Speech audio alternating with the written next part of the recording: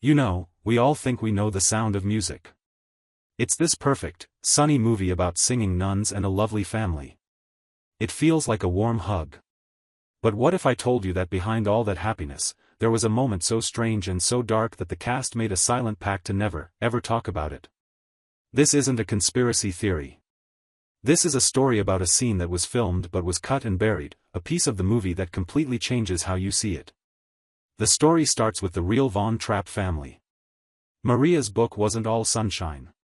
She wrote about their struggles and the deep pain of losing their homeland. The Hollywood producers knew they had to make a happy musical. But the original screenwriter, Ernest Lehman, wanted something more. He felt the movie needed a moment of real, raw emotion to make the danger of the Nazis feel personal. This is where the forbidden scene comes in. It was called the lunch scene, and it was filmed right after the captain and Maria get married. The family is having a quiet meal back at the villa. The mood is happy and peaceful. Then, two Nazi officers arrive for a so-called friendly visit. They weren't there to arrest anyone, not yet. Their mission was much more subtle and sinister. The officers sat down with the Von Trapps. They started making polite conversation. But it quickly turned into a psychological interrogation. They began questioning the children, one by one. They asked them about their loyalties, about their father's friends, about what it meant to be a true German. The tone was friendly, but the threat was hanging in the air. This scene was designed to show the insidious nature of the Nazi regime. It wasn't just about soldiers and guns. It was about neighbors turning on neighbors. It was about fear creeping into your own home. The captain, played by Christopher Plummer, had to sit there and watch these men mentally torment his children. He couldn't lose his temper. He had to be polite. Julie Andrews, as Maria, also had a powerful moment. She had to use all her strength to remain calm and composed. You could see the fear in her eyes, not for herself, but for the children. This was a different Maria from the cheerful governess. This was a woman facing a real, terrifying threat to her new family. The scene was incredibly tense and brilliantly acted. So why was it cut? The first test audiences hated it. They said it was too dark. It was too much of a downer. People were having a wonderful time listening to Do Re Mi and My Favorite Things, and then this tense, frightening scene would appear. It completely killed the joyful mood of the film. The studio executives panicked. They had a massive hit on their hands, and this one scene was risking it all. Robert Wise, the director, was a practical man. He saw the audience data. He knew the scene was powerful, but he also knew it was hurting the film. He made the difficult decision to remove it. He thought it was better to have one unified, uplifting tone rather than confuse the audience with such a sharp, dark turn. The scene was snipped out of the final print. But the impact on the cast was lasting. They had worked very hard on that scene. They had tapped into some genuine fear and emotion to make it feel real. Christopher Plummer, who often found the film too sentimental, reportedly thought this was one of the best scenes he had done.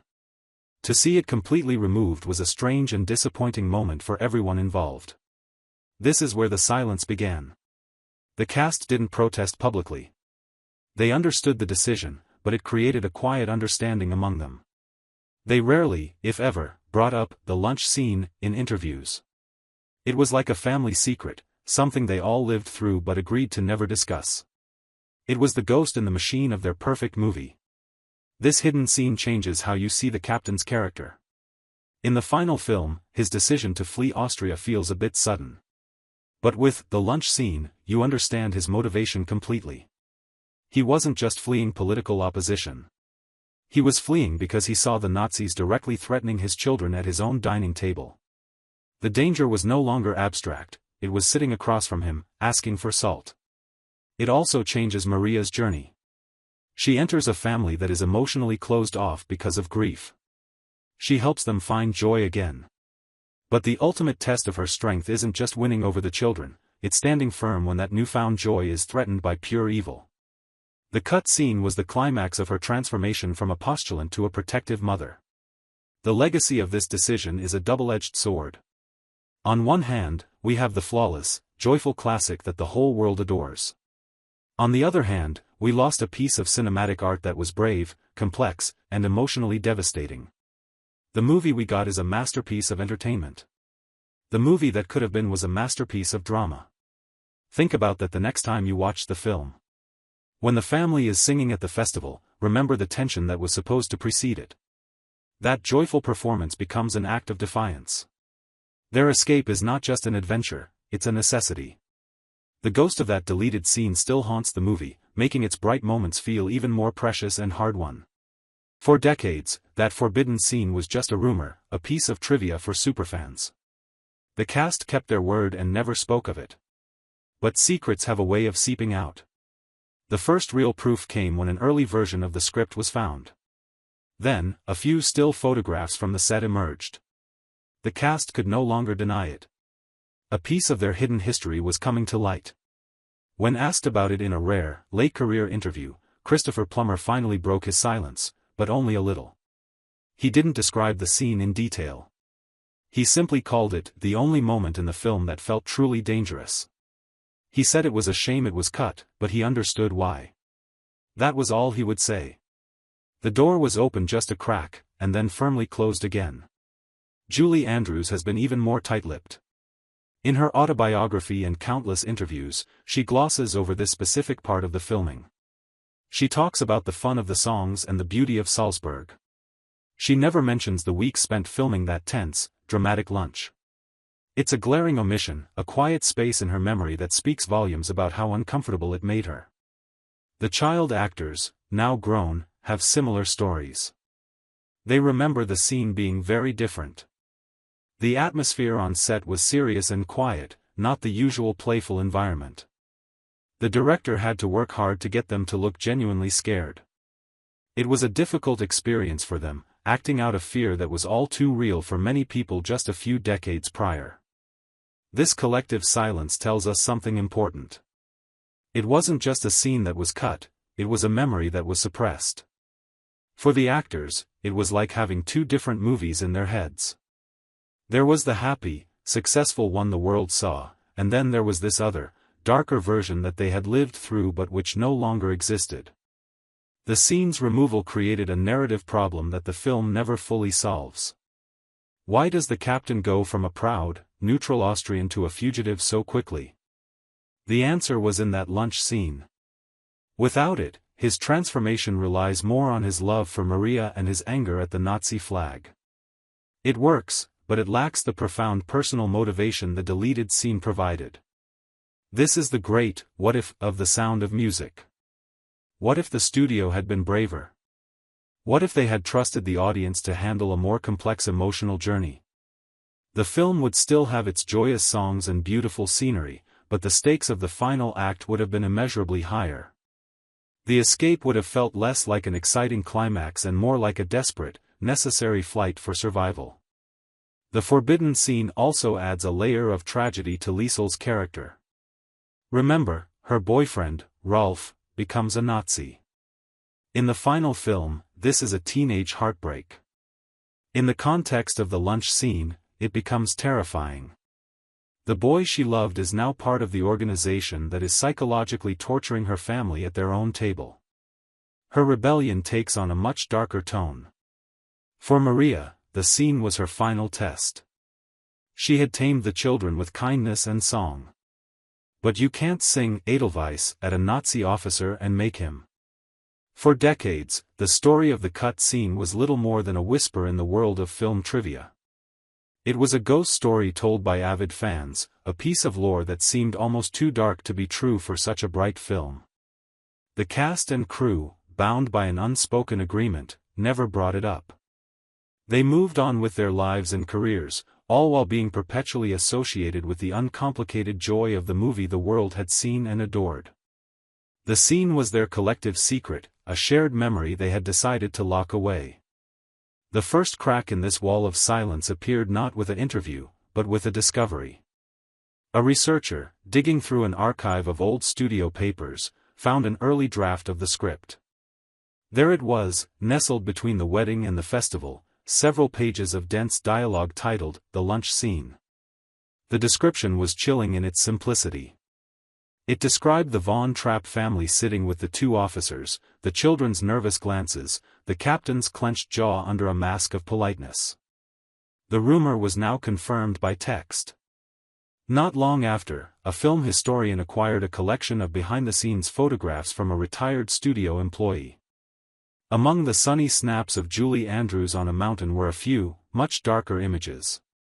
They were stills from a soundstage, showing the family around the dining table. The children weren't laughing. They looked tense and watchful. Christopher Plummer was in his captain's uniform, his face a carefully controlled mask. And across from him sat two men in the distinct uniforms of the Nazi Schutzstaffel, the SS. The ghost now had a face. It was this evidence that finally forced the issue.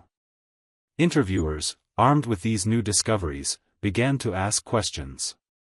Christopher Plummer, who was always famously candid about his mixed feelings toward the film's sweetness, was the first to break the silence, albeit in his own guarded way. In a 1998 interview, when pressed, he didn't elaborate on the plot. Instead, he focused on its artistic merit. He called it the only scene with any real teeth, and remarked that it was a pity it was lost to the pursuit of mere charm. His tone was not one of anger, but of resigned respect for a piece of work he was genuinely proud of. Julie Andrews, in contrast, has maintained a near-total silence on the subject. Throughout her memoirs and her decades of press engagements, she paints a picture of the filming process that is overwhelmingly positive. She speaks of the challenges of the weather, the fun with the children, and her fondness for Robert Wise. The subject of this specific, dramatically intense scene is a conspicuous void. It is the one part of the narrative she consistently omits, suggesting that the experience was perhaps too jarring, too at odds with the spirit of the film she loved, to dwell upon publicly. The actors who played the children have shared fragments in various reunion specials. Their memories are telling. They recall the director, Robert Wise, creating a very specific, somber atmosphere on the set that day. He apparently spoke to them quietly about fear and about standing up for one's family. The usual playful environment was gone, replaced by a focused intensity that they, as children, could feel viscerally. It was a workday that felt fundamentally different from the rest, a memory that stuck with them precisely because of its stark contrast to the joy that defined the rest of their time on set. This collective, selective memory among the cast is perhaps the most powerful testament to the scene's impact. It wasn't just a scene that was cut, it was an experience that was psychologically compartmentalized. They had to promote a film celebrated for its happiness, all while carrying the knowledge of this dark, dramatic heart that had been removed. It created a strange duality for them, the public film and the private film, the one that was released and the one that lived only in their memories. The removal of this scene fundamentally altered the narrative structure of the film's third act. In the final cut, the captain's decision to flee Austria can feel somewhat abrupt, motivated primarily by his defiance at the festival. But the deleted scene provided the crucial, missing motivation. It showed the threat becoming personal and immediate, moving from the public square to his private dining room. It was no longer about politics, it was about a father seeing the venom of the regime being dripped directly into the ears of his children. His subsequent flight was not an act of political defiance, but one of desperate paternal protection. This leads us to the great what if of The Sound of Music. What if the studio, Fox, had possessed more courage? What if they had trusted the audience of 1965 to handle a more nuanced and challenging emotional journey?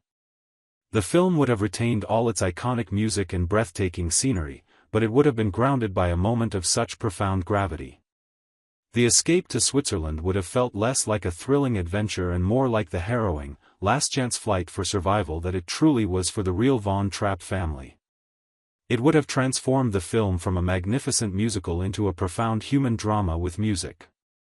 The shadow of the deleted scene also falls heavily on the character of Liesel. Her subplot with Rolf, the telegram delivery boy who joins the Hitler Youth, plays in the final film as a poignant story of first love lost to ideological divides. But viewed through the lens of the lunch scene, it becomes something far more terrifying. The boy she kissed in the gazebo is now part of the very machine that is systematically and politely terrorizing her family. Her romantic heartbreak is eclipsed by a visceral, life-and-death betrayal, adding a layer of tragedy to her character that is only hinted at. For Maria's character arc, this scene was the ultimate test. The entire first half of the film establishes her unique power. She conquers fear and discipline with song, kindness, and unwavering optimism. But the Nazi officers in the lunch scene are immune to such charms. This is the moment where Maria learns that some forms of evil cannot be sung away. She is forced to find a new kind of strength, a quiet, steely, and resilient courage that requires her to stand firm in silence. It is the final, crucial step in her transformation from a whimsical postulant into the formidable matriarch of the Von Trapp family. The existence of this forbidden scene forces a complete re-evaluation of the entire film. The Sound of Music is no longer just a story about a family that sings and then escapes the Nazis. It becomes a more universal story about the loss of innocence and the violation of sanctuary. The Von Trapp villa, which Maria filled with music and life, was a sacred, safe space. The lunch scene depicted the moment that the poison of the outside world didn't just knock on the door, it was invited in, sat down at the table, and threatened to destroy that sanctuary from the inside out. Today, with the script available online and the production photos circulating among fans, we can finally reconstruct this lost piece of cinema. We can read the tense dialogue and see the anxious faces of the actors. This allows us to understand both its brilliant power and the commercial rationale behind its removal. It stands as a fascinating road not taken in film history, offering a deeper, more complex, and ultimately more tragic understanding of a classic that we thought we knew inside and out. The ultimate lesson here is about the nature of the stories we cherish. The flawless, seamless joy of The Sound of Music was a deliberate construction. It was curated and crafted, requiring the surgical removal of an element that was too real, too challenging, and too dark. The cast became the guardians of this secret, their lifelong silence a testament to their commitment to the perfect, uplifting image of the film they had made. So, the next time you watch the Von Trapp family sing their way into your heart, remember the shadow that once lingered on the cutting room floor. Remember the forbidden lunch, the unspoken threats, and the genuine fear. That ghost haunts every joyful melody, a silent, dissonant note in their symphony. It is the secret the cast vowed to keep, and it is this very secret that makes their eventual, hard-won joy all the more powerful and profound. For in finally understanding the true depth of the darkness they faced, their song becomes not just one of happiness, but one of incredible, defiant courage.